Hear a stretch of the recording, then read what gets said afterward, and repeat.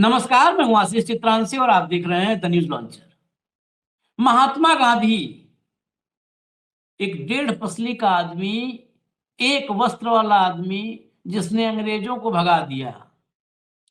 अब महात्मा गांधी के नाम पर इस देश में एक नया आंदोलन खड़ा हो रहा है, एक नया तूफान खड़ा।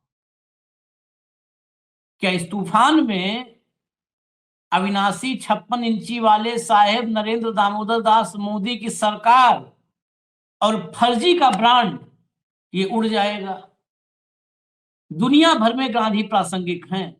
अब भारत में गांधी की प्रासंगिकता की असली परीक्षा है और उसी परीक्षा के दौरान आज देश भर के कोई एक प्रदेश नहीं, राजस्थान, मध्य प्रदेश, उत्तर प्रदेश, उत्तराखंड, तेलंगाना, कर्नाटका, हरियाणा, सब पूरे उत्तर से दक्षिण और पूरब से पश्चिम, पूरे भारत में अलग अलग शहरों में, अलग अलग राजधानियों में लाखों की संख्या में, ये मैं टोटल जोड़ के बता रहा हूं, कहीं 100 भी है, कहीं 500 भी है, कहीं 1000 भी है, लेकिन पूरे शहर में लाखों की संख्या में राहुल गांधी के सिपाही सड़कों पर आज उतर आए। अच्छा, जब सड़कों पर कांग्रेस के कार्यकर्ता खासकर उतरने लगते हैं तो कांग्रेस कहीं फिर से पुनर्जीवित ना हो जाए, जुझारू कांग्रेस फिर से ना आ जाए। जुझारू कांग्रेस आ गई तो फिर अंग्रेजों को भगाए थे ना, यही कांग्रेस थी, स्वरूप बदल गया थोड़ा। तो वहां पर साहेब के इकोसिस्टम में भयंकर चिंता हो जाती है, फिर पुलिस एक्टिव हो जाती है। दर्जनों नेताओं को पुलिस ने कैद कर लिया, सड़कों पर उतरे तो 100 से ज्यादा नेताओं को उठा ले गए।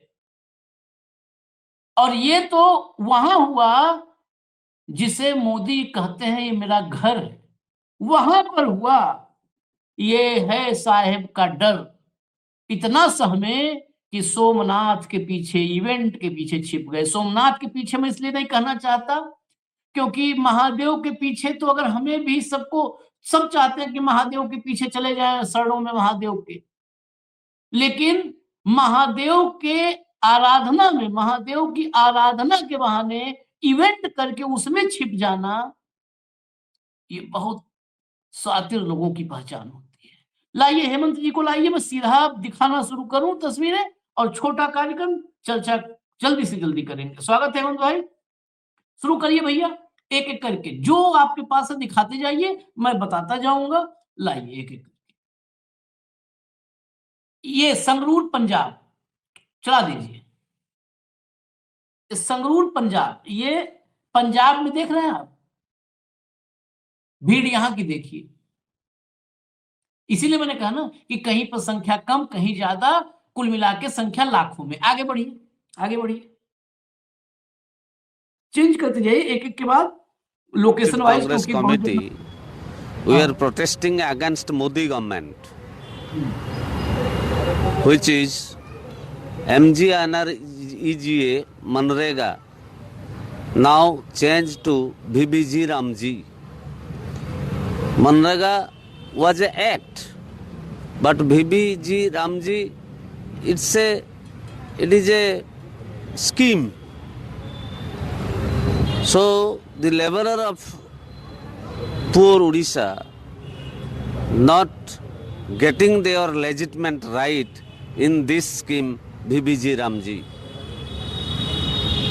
And this Ram is not Marjada Purushottam Ram.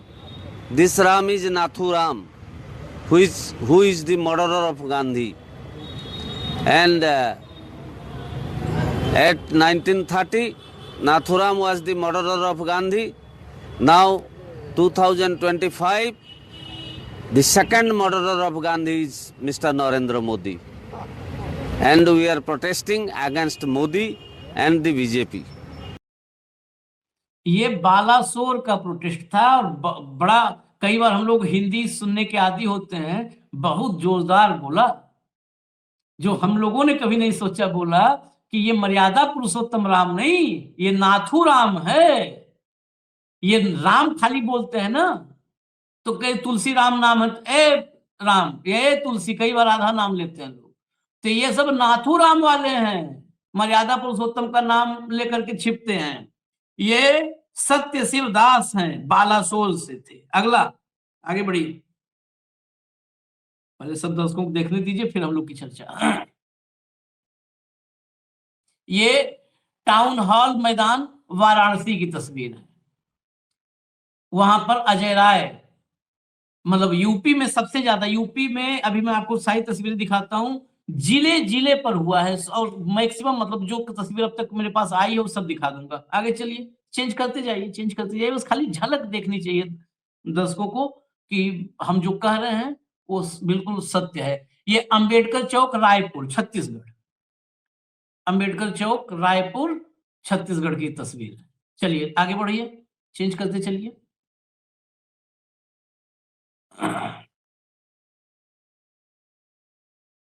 ये दंतेवाड़ा छत्तीसगढ़ की तस्वीर है। पूरा देखिए मंच पर एक लाइन से सुबह सुबह से सब बैठ गए ठंडी में। चलिए चेंज करिए, चेंज कर दीजिए, अगला लाते जाइए, चेंज कर दीजिए, खाली लोकेशन वाइज दिखाएं कि इसका कितने बड़े पैमाने पर है, यही हम दिखाना चाह रहे हैं। ये बनारस है और ये बनारस की खबर थोड़ी जुदा है, इसलिए इस खबर पर हम थोड़ा ठहरेंगे। ये बनारस की खबर जुदा इसलिए है क्योंकि बनारस में आज कुछ अलग हुआ है। यहाँ पर एनएसयूआई के छात्र नेताओं और कार्यकर्ताओं को रात से ही हाउस अरेस्ट करना शुरू कर दिया गया और पूरे इलाके को छावनी में तब्दील कर दिया गया, क्योंकि छात्र सब आने वाले थे आंदोलन में।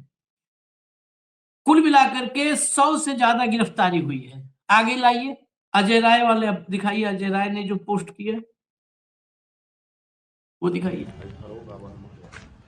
ये देखिए, ये अजय राय ने खुद टाउन हॉल मैदान वाराणसी लिखा हुआ है इस पर, लेकिन ये पूरा उस इलाके की तस्वीर है। अजय राय ने खुद ये ट्वीट किया है, उनके हैंडल पर है कि टाउन हॉल मैदान में गांधी जी की प्रतिमा पर होना था ये कार्यक्रम। यहाँ पर ये लोकेशन से आप नहीं प्रॉपर समझ पाएंगे, लोकेशन में थोड़ा कंफ्यूजन हो जाएगा।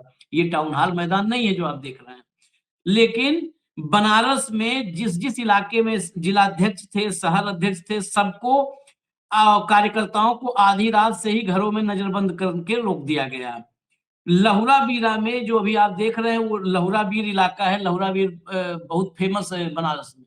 लहुरा बीर में जो अजय राय का घर है वो अजय राय के घर के बाहर की तस्वीर है। वहां पर अजय राय के घर के बाहर फोर्स लगा करके अजय राय को भी नजरबंद कर दिया गया, लेकिन कुल मिलाकर के अजय राय इस नजरबंदी से भी बाहर निकल आए।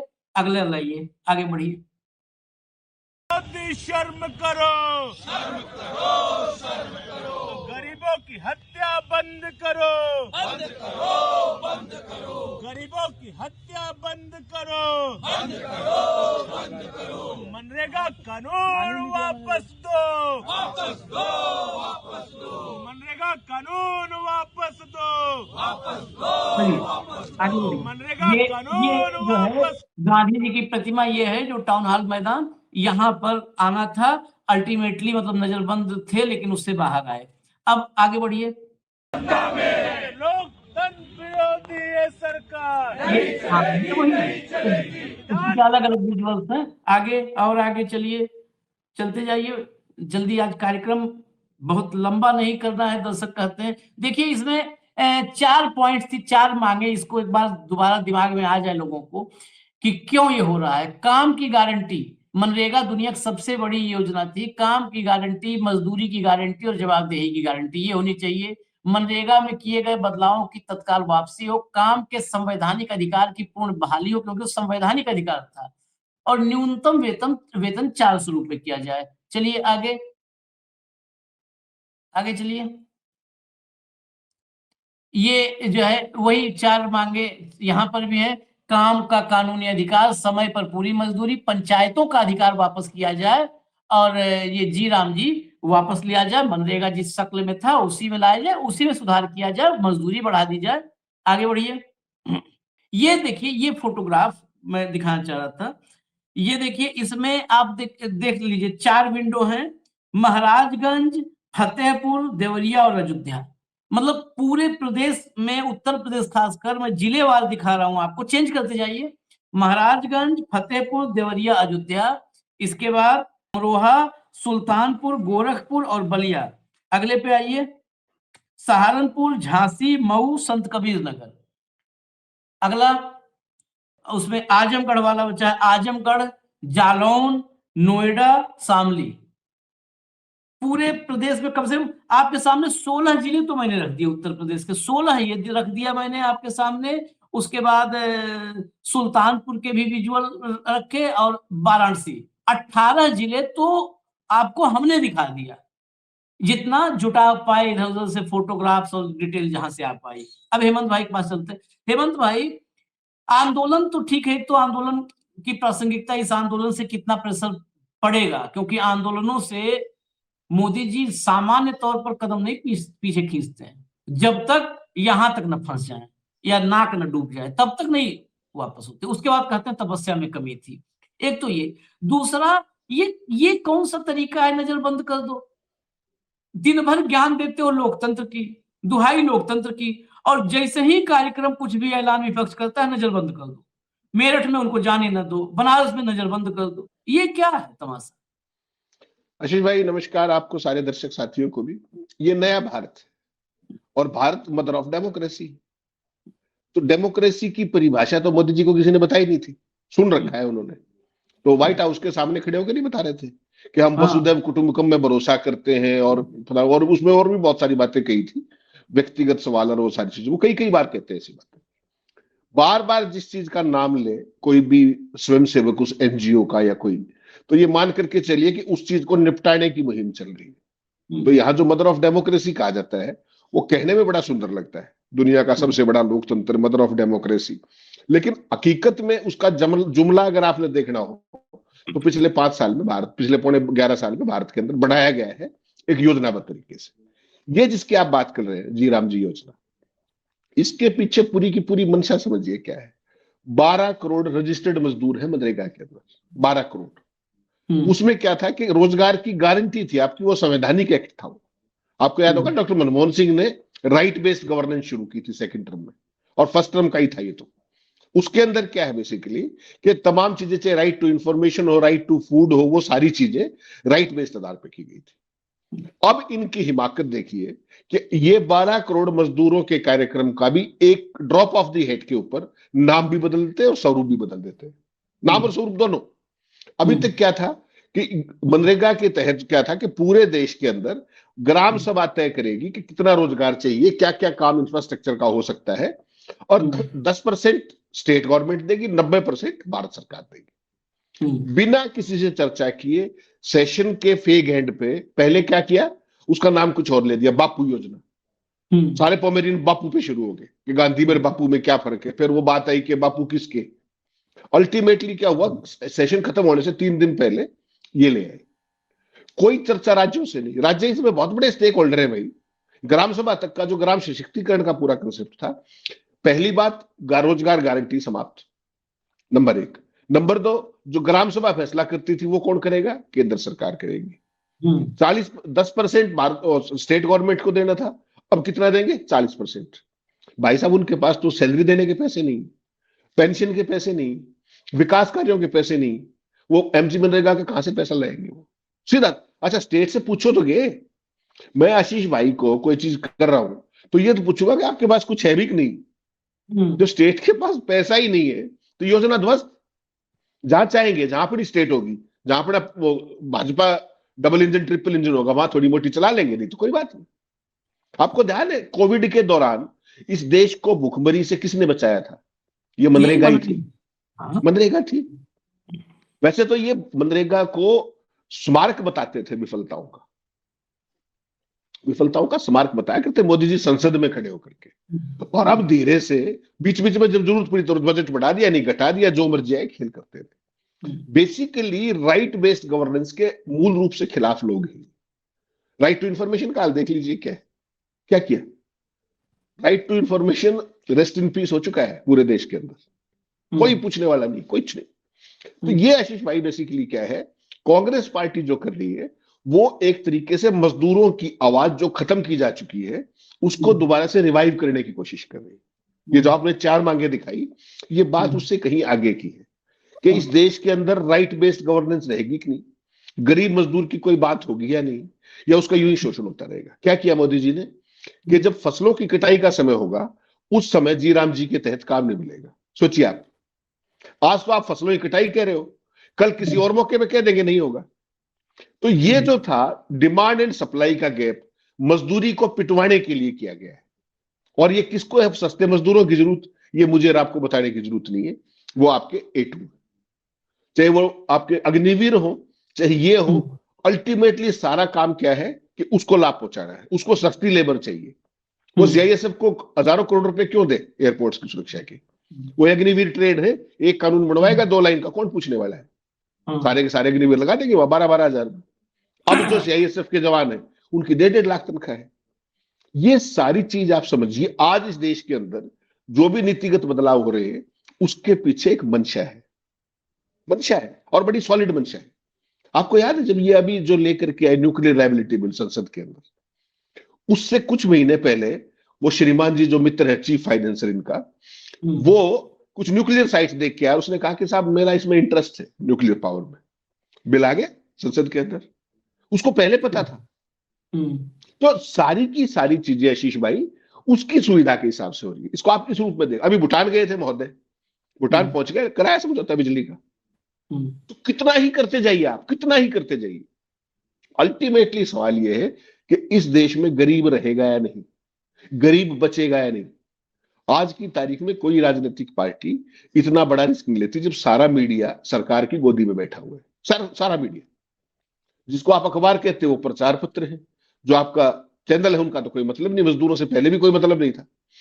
ऐसी सूरत में आशीष भाई ये 12 करोड़ लोगों का जो बीड़ा उठाया है, और इस बार एक चीज और देखिएगा, इस बार सोनिया गांधी डायरेक्ट फ्रंट पे आई, बाकायदा उन्होंने वीडियो बना के, बाकायदा उन्होंने आर्टिकल लिख करके लगातार सक्रिय विरोध संसद के अंदर और बाहर, जबकि उनकी सेहत अलाउ नहीं करती। क्योंकि ये योजना जो थी MG मनरेगा, ये उनके हार्ट के बड़ी क्लोज थी। जब वो उसके अंदर थी एडवाइजरी काउंसिल के अंदर, तब उन्होंने ये योजना तमाम अर्थशास्त्रियों के साथ, समाज शास्त्रियों के साथ मिलकर, डॉक्टर मनमोहन सिंह के साथ बैठ के पर्सनली इंश्योर करवाया था। ठीक, और जो 2009 में सरकार दोबारा कांग्रेस की रिपीट हुई थी ना, उसमें एक बड़ी भूमिका आशीष भाई इसकी थी, बहुत बड़ी थी, बहुत बहुत बड़ी स्कीम। मनरेगा और किसान कर्ज माफी, यही दो तो सरकार वापस लाई। तो अब आप खेल को समझिए क्या है, इसको थोड़ा सा जोड़िए। आपने क्या करवाया, बड़ा क्रांतिकारी काम करवा दिया, SIR गणेश गुप्ता के सौजन्य से पूरे देश में खेल कर दिया गया है।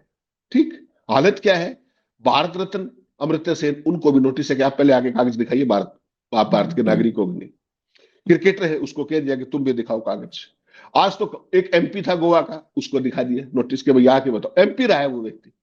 और आज कमाल कर दिया, जो नौसेना के प्रमुख थे एडमिरल अरुण प्रकाश, उनको नोटिस दे दिया कि आप भी कागज ले आओ। इससे बढ़िया SIR सुनी थे आपने कभी? मैं इस बात को यहां क्यों ला रहा हूं, मोदी जी की जो हिम्मत आती है ना 12 करोड़ की, 12 करोड़ लोगों को ठेंगा दिखाने की, वो इस SIR से आ रही है। इसके जरिए सारे की सारी डेटा मैनिपुलेशन, सब कुछ खेल बाकायदा साइंटिफिक तरीके से कर दिया जाएगा। उसके बाद आपको जो करना है, अभी तो आपको क्या लग रहा है कि बिहार के अंदर महिलाओं को पैसे दे दिए, फलानी बहनों को दे दिए, मजदूरों को दे दिए, फलानी, वो भी नहीं मिलेगा आगे। ये जिस तरीके की वोटर लिस्ट बनाई जा रही है, इसके अंदर ऐसा खेल किया जाएगा कि आपका जो मर जाए वोट डालो, आप जीतेंगे वही। और इस बार से, अगली बार से ये भी इंश्योर करेंगे कि जो स्ट्राइक रेट का एक्सपेरिमेंट इन्होंने महाराष्ट्र में किया, जो बिहार में किया, उसको ये अब हर स्टेट में करने को डेस्परेट है।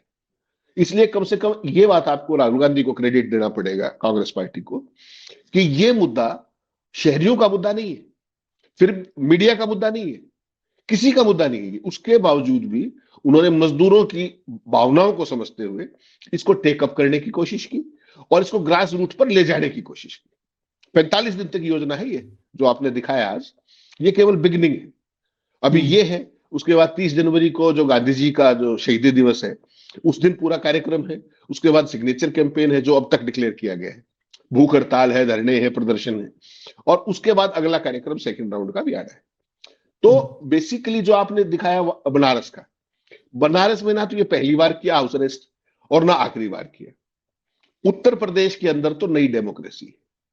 अगर आप विरोध करेंगे चाहे आप मेरठ में कर लो, जाकर के कहीं कर लो, आपके साथ वही होगा जो किया जा रहा है। हाउस अरेस्ट भी होंगे आपको होटल में रात को 1 बजे, यही अजय राय थे, याद होगा आपको, मैंने आपने कार्यक्रम किया था होटल के अंदर जाके। अरे भाई सुबह 7 बजे 8 बजे प्रोग्राम होगा, तुम 6 बजे आ जाना, रात को 1 बजे हाउस अरेस्ट करने क्या मतलब। तो उत्तर प्रदेश तो नए लोकतंत्र के पैमाने गढ़ रहा है। लेकिन इस चीज को आपको देखना पड़ेगा, एमजी मनरेगा का जो नाम बदलने का जो खेल है ना, ये साधारण नहीं आशीष भाई, ये हिमाकत है। इसको दुस्साहस कहते हैं कि जिस योजना से इतनी बड़ी लोगों की संख्या जुड़ी हो और उससे छेड़छाड़ करने की आप हिम्मत कर सकते हो, नंबर 1। नंबर 2, ग्राम स्वराज का जो सपना था वो किसका था? गांधी जी का सपना था। उसी के तहत पंचायतों सशक्तिकरण की बात राजीव गांधी के समय से चली। उस सारे कंसेप्ट को रता बताते हुए मुझे एक बात बताइए, आशीष चित्रांशी के गांव में क्या काम होना है विकास का, ये दिल्ली कैसे बता सकती है? ये तो आपकी ग्राम सभा बताएगी। नहीं, लेकिन मोदी जी ड्रोन से दिखवा लेंगे शायद, ऐसा वो कई बार दावा करते हैं। सोचिए आप कि आपके गांव का जो विकास कार्य है वो दिल्ली से तय होगा, तो वो काम फिर पूरा कब होगा, उसकी पेमेंट कब होगी? सब कोई विजन नहीं है, कुछ नहीं, केवल हमें करना था, हमने कर दिया। पर्पस केवल एक है, A2 का मालामाल करना। अब सवाल यह है कि कांग्रेस पार्टी इस आंदोलन को, जो ये विरोध शुरू किया है 45 दिन का जो कार्यक्रम अभी तक है, इसको एक जन आंदोलन की मुहिम का रूप कैसे दे सकती है, वो देखना पड़ेगा। और इसमें कौन कौन से विपक्षी दल साथ आते हैं। अभी तक तो ये कांग्रेस पार्टी का है, बाकी दलों को भी आना पड़ेगा। अगर आपको समाज के आखिरी हिस्से को, जो आखिर में खड़ा हुआ व्यक्ति है, उसको बचाना है, उसको मुख्य धारा में रखना है, वरना वो बेचारा शोषण की चपेट में ऐसा जाएगा जिसको आप चाहकर भी उबार नहीं पाएंगे, ऐसा मेरा मानना है। बिल्कुल। इसमें और जो अब तक मतलब कांग्रेस को भी हम लोग आईना दिखाते रहते हैं, लेकिन जिस डायरेक्शन में अभी कांग्रेस है इस योजना को लेकर के, अभी तक राइट डायरेक्शन है। आगे हो सकता है इनकी प्लानिंग हो, लेकिन आज की तारीख में हमें एक जगह पर खाली लय क्या हो सकता है, आगे प्लान हो। लेकिन आज जो हमें कमी दिख रही है, इस आंदोलन को जिसके लिए किया गया है, ये आंदोलन गांधी जी के लिए नहीं है, ये आंदोलन मजदूर के लिए, बड़ा साफ बिल्कुल ये मजदूर के लिए है। गांधी जी को हम या कांग्रेस या राहुल गांधी, कोई गांधी का नाम बचाने की कोशिश करे तो मूर्ख है, और जो मिटाने की कोशिश कर रहे हैं वो महामूर्ख। गांधी का नाम मिटाने के लिए कई जन्म लेना पड़ेगा, गांधी का नाम नहीं मिटा पाओगे। तुम यहाँ मिटा रहे हो, वहां चले जाओ 88 देश में गांधी के खिलाफ बोल दोगे तो भगा देंगे सब वहां से, तो गांधी का नाम नहीं मिटा पाओगे। ये मजदूरों के लिए है। इस आंदोलन से मुझे लगता है, एक 30 सेकेंड बस फाइनली, मुझे लगता है कि मजदूरों को इससे जोड़ना चाहिए। ये आंदोलन वहां जाना चाहिए कि मजदूरों को लगे कि हाँ यार, हम लड़ाई चल रही है हमारे लिए, हमारे हक पे डाका डाला गया है, किसी ने डकैती की है हमारे घर में। ये बात मजदूरों को कनेक्ट इस आंदोलन से करना चाहिए कि नहीं, और कैसे हो सकता है ये मजदूर सीधा इस आंदोलन से जुड़ जाए। 10 मजदूर, आशीष भाई, ये मसला ही मैंने इसलिए कहा ना कि शहरों का मसला नहीं है, ये ग्रामीण परिवेश का मसला है और सबसे अभावग्रस्त लोगों का मसला है, सबसे अभावग्रस्त जो है। और उनको बेचारों को जो 250, 300, 350 रुपए जो मजदूरी मिलती है, उसको भी हजम कर जाने का मसला है। मजदूर की मौज कब होती है बताइए? फसल के समय एक वहां पर आपको रोजगार मिलता है, आप मुझे मजदूरी के लिए बुला रहे हो, एक मुझे मनरेगा में, जहां ज्यादा मिलेगा मैं बार्गेन करने की स्थिति में हूँ। तो मजदूर हितैषी सरकार ने क्या फैसला किया कि कटाई के दिनों में उसके जीराम जी के काम ही नहीं होंगे। नहीं, अब आपकी मर्जी है कि आप मुझे 60 रुपए दो, 100 रुपए दो, 150 दो या ना दो। ये काम किया इन्होंने। इसको लोगों तक ले जाने की जरूरत है, इसको मजदूर वर्ग तक, आखिरी व्यक्ति जो समाज का है ना, वहां तक ले जाने की जरूरत पड़ेगी। और मुझे लगता है कि जिस तरीके से राहुल गांधी ने इस पूरे मामले को टेकअप किया है, जिस तरीके से सोनिया गांधी डायरेक्टली फॉलोअप कर रही है, मुझे लगता है कांग्रेस पार्टी जिन राज्यों के अंदर, देखिए उत्तर प्रदेश वगैरह की तो स्थिति आपको भी पता है, लेकिन overall Congress party pan India party तो है, इसमें तो कोई शक है नहीं। हर जगह उनकी, हर जिले में, हर ब्लॉक में उनकी उपस्थिति है। अगर ये इसको समाज, इसी से चुनाव जीते थे 2009 में, याद रखिएगा। तो अगर ये इस कांग्रेस पार्टी उत्तर प्रदेश के अंदर इसको रिवाइवल का एक बहुत बड़ा प्लैंक बना सकती है, अगर इसको मिशन मोड में ले तो। ऐसे ही बिहार के अंदर, ऐसे ही उड़ीसा के अंदर, उड़ीसा वाला जो आपने दिखाया नेता, कितनी गजब की बात कर रहा था वो। तो लोग हैं, लीडरशिप है, ग्राउंड कनेक्ट नहीं है। तो ग्राउंड कनेक्ट इन लोगों से, क्योंकि अल्टीमेटली तो सफरर ये है, मैं और आप सफरर नहीं। हाँ तो उस सारे के अंदर इन लोगों के साथ कैसे कनेक्ट रीस्टेब्लिश किया जाए, ये बड़ी चुनौती होगी। इसके लिए इनको ड्राइंग बोर्ड पे बैठ करके एक नए सिरे से स्ट्रेटजी बनानी पड़ेगी कि आखिरी मजदूर तक उसको इन्वॉल्व कीजिए इस आंदोलन। वही सबसे जरूरी है। मजदूरों, अगर मजदूरों को जोड़ दिए, ये आप समझ लीजिए, ये चीज यही तो समझाना है गांव में गरीब को, गुरबे को, मजदूर को। ये कटाई के सीजन में मनरेगा क्यों बंद होगा पता है आपको? ये कॉन्स्टिट्यूशन को मनुस्मृति में तब्दील करने का रास्ता है, बहुत ध्यान से सोचेंगे तो। फिर पता है, भूजा और प्याज पर, सतुआ और प्याज पर मजदूरी करने के लिए विवश हो जाएगा वो। करो तो करो, ना मत करो जाओ, मत हाँ? करो जाइए। अच्छा, मनरेगा बंद है, उसको जीना है। मनरेगा बंद है, मनरेगा चलता तो उसको मजदूरी मिलती तो वो भी कहता हाँ ठीक हम नहीं करेंगे भैया। लेकिन मनरेगा बंद है, उसको रोज का जो शाम में उसके घर में बच्चों के लिए और बीवी के लिए और माँ के लिए जो खाना बनना है, उसकी व्यवस्था नहीं है। तो पहले होता था गांव में, हमने आंखों से जो देखा, भूजा प्याज पर जो है कटाई करवा लेते थे, कटनी सतुआ प्याज पे हो जाता था। चलो खाली खाना दे देंगे, काटो तो हो गया। उसी से समझा रहे ना, वही समान कहा तो रहे कि बदला लेना है हमको, वैसे ही बनाना है पहले जैसा। डोभाल ने क्या कहा है, हमको बदला लेना है, पहले जैसा बना देना है जैसे पहले था।